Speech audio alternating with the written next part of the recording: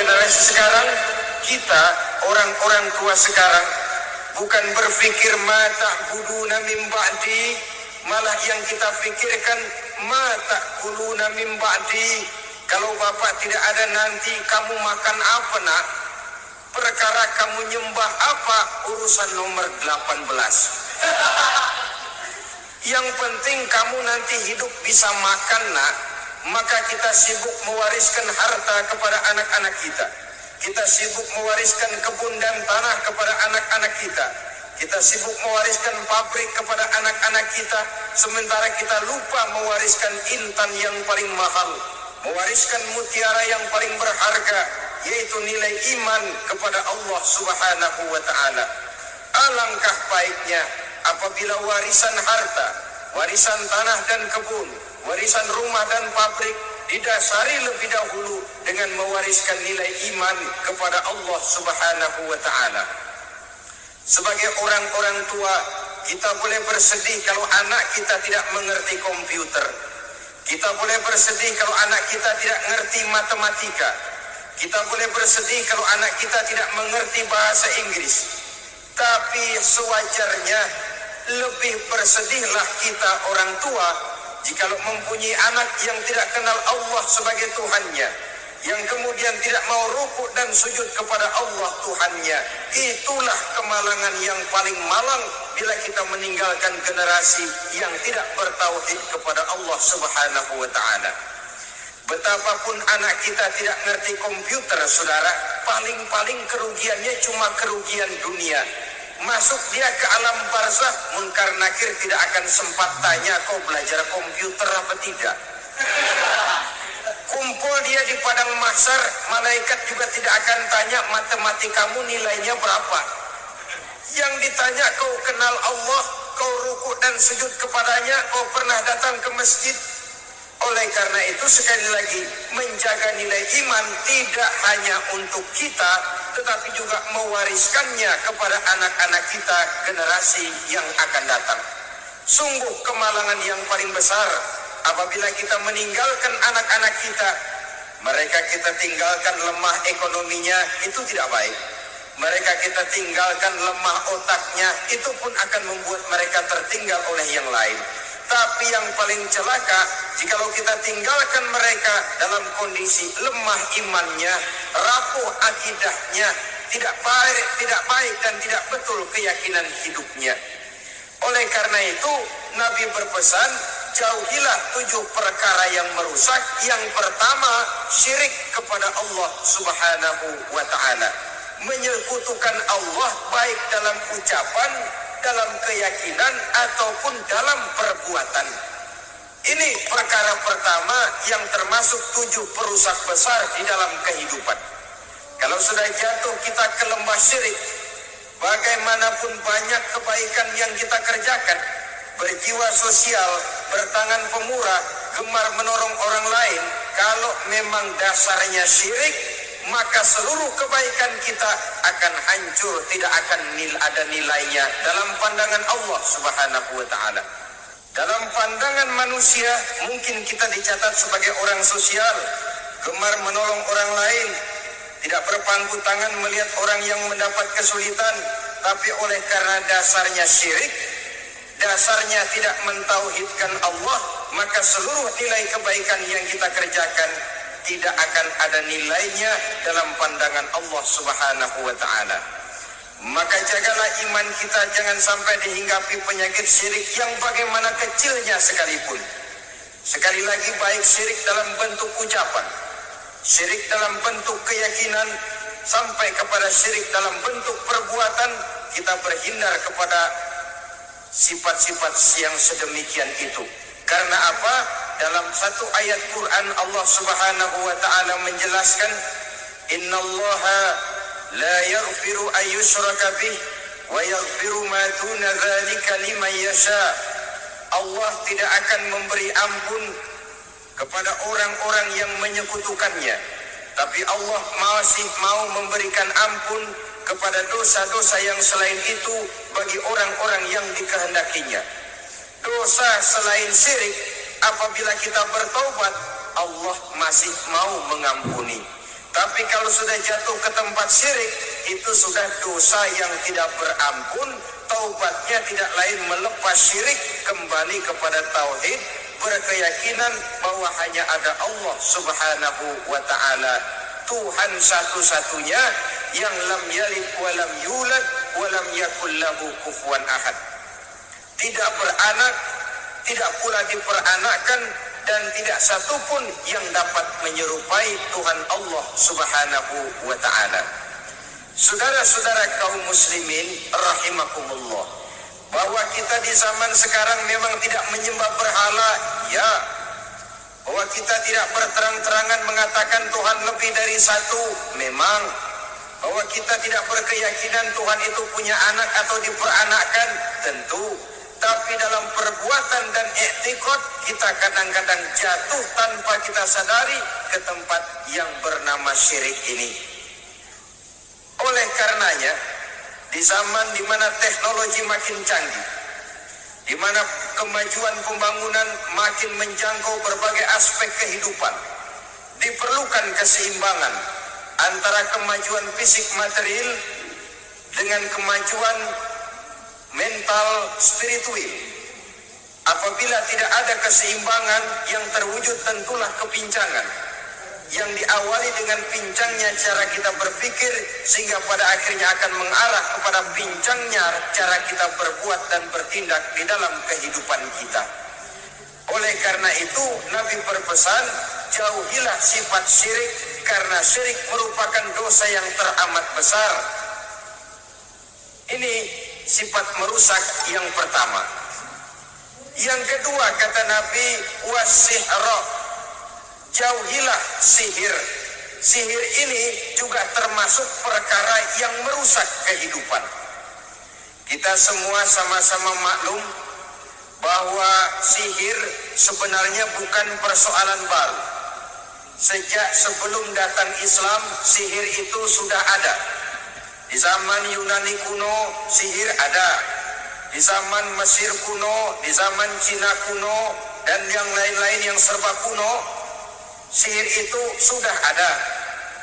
Bahkan para nabi pun, para rasul yang diutus oleh Allah Subhanahu wa ta'ala, senantiasa berhadapan dengan ahli-ahli sihir untuk menguji kebenaran dari misi yang mereka bawa. Sihir adalah perbuatan di luar kebiasaan yang bisa dikerjakan oleh ahlinya dengan bantuan jin atau setan. Hukum mempelajari sihir adalah haram, mengamalkannya lebih haram lagi. Sebab itu saudara-saudara, sihir merupakan perbuatan merusak yang harus kita jauhi. Ciri-ciri daripada perbuatan sihir, pertama, ia mengandung tipuan, bayangan khayal. Di zaman Nabi Musa misalnya, orang melihat tambang-tambang itu seperti ular. Nabi Musa melayangkan tongkatnya menjadi ular-ular besar yang memakan ular-ular kecil ciptaan tukang-tukang sihir Fir'aun tadi. Lalu sihir bisa terjadi dengan bantuan jin kafir atau setan.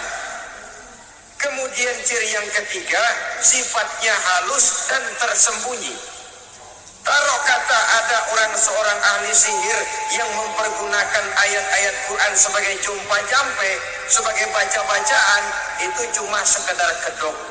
Tujuannya tidak lain menjadikan agama sebagai ketok untuk membenarkan cara yang dimurkai oleh Allah Subhanahu wa ta'ala.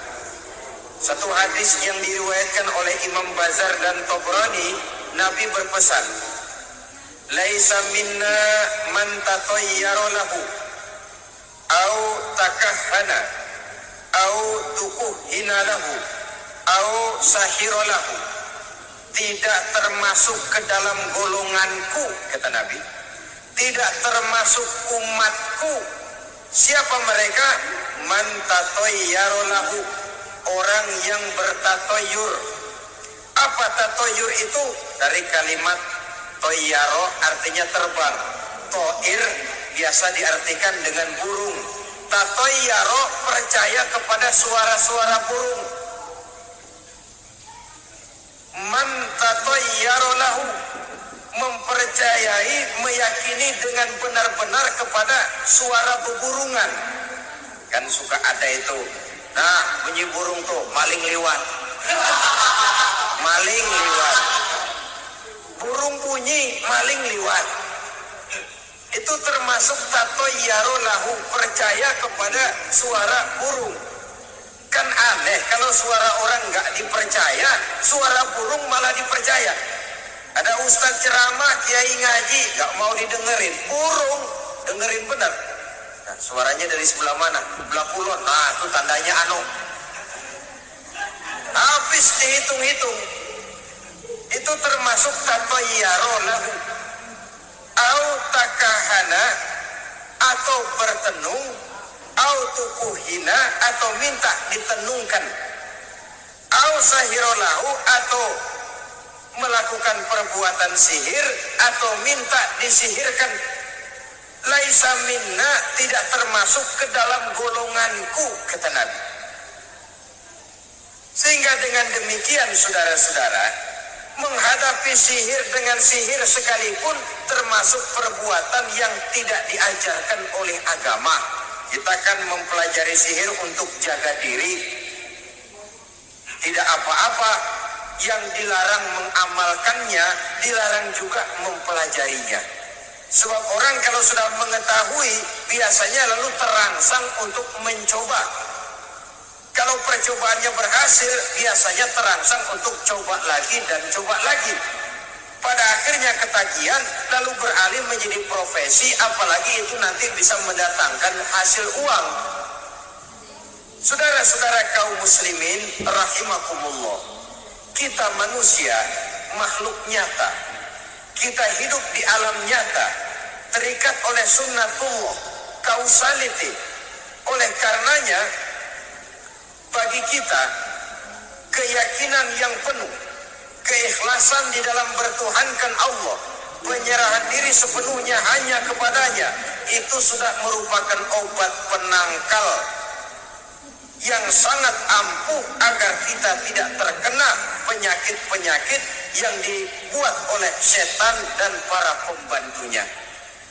Hingga beberapa ayat Quran mengajarkan, misalnya a'udzu bikalimatillahi tammati min syarri ma khalaq, atau bismillazi la yadurru ma'asmihi syai'un fil ardi wala fis sama, dengan menyebut nama Allah yang tidak bisa mendatangkan bahaya sedikit pun, dari baik yang datang dari langit maupun yang datang dari bumi.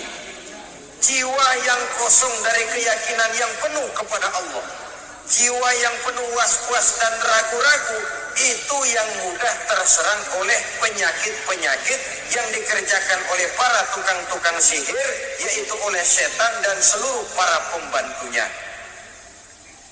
Kemudian hadis kedua yang diriwayatkan oleh Imam Ibnu Hibban, Nabi bersabda, la yadkhulul jannata mudminu khamrin wala mu'minu bisihrin wala qati'u rahmin.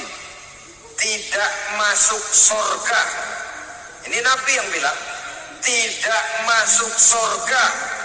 Siapa itu? Pertama, mudminu khamrin, orang yang berkekalan dalam mabuk. Selalu mudminun itu sudah menjadi perbuatan rutinnya, tidak kapok-kapoknya, teler seumur hidup. Mudminu khamrin, tidak masuk surga orang yang selalu bermabuk-mabukan. Yang kedua, wala mu'minu bisihrin, orang mukmin tapi main sihir. Ini juga oleh Nabi diperingatkan, tidak akan masuk surga orang mukmin tapi suka main sihir. Wala qati'u rahmin, dan tidak juga orang yang memutuskan silaturahmi. Tiga macam manusia yang diperingatkan Nabi tidak akan masuk surga: orang yang selalu mabuk, orang mukmin yang main sihir, dan orang yang memutuskan silaturahmi. Saudara-saudara kaum muslimin rahimakumullah. Lalu orang berkata, Kenapa dilarang kita bersihir? Padahal Rasul sendiri kan punya mukjizat. Nah, kita memang harus membedakan antara mukjizat dengan sihir. Dalam kehidupan agama, kita kenal ada yang namanya mukjizat, ada yang namanya karomah atau keramat biasa diucapkan, ada yang namanya maunah, ada yang namanya irhas, ada juga yang namanya sihir. Kesemuanya ini berbeda, saudara-saudara. Yang dinamakan mukjizat itu khusus untuk para rasul saja. Satu kejadian luar biasa yang terjadi dilakukan oleh Rasul atas izin dari Allah Subhanahu wa ta'ala. Perbedaannya dengan sihir jelas. Sihir dari setan, mukjizat dari Allah. Sihir bisa dipelajari, mukjizat tidak. Sihir umumnya untuk maksud-maksud yang tidak baik, sedangkan mukjizat untuk memperkuat kebenaran yang disampaikan oleh para rasul dan ditentang oleh umatnya. Bahkan kafir Quraisy dahulu menganggap orang-orang ahli sihir itu berada dalam satu posisi yang hina, sehingga mereka mengatakan dan menuduh Nabi Muhammad sebagai tukang sihir. Tuduhan sebagai tukang sihir adalah tuduhan yang sangat aib dan hina. Di tengah masyarakat kufar jahiliyah, kedudukan tukang sihir dipandang sebagai kedudukan yang hina, sehingga mereka mengejek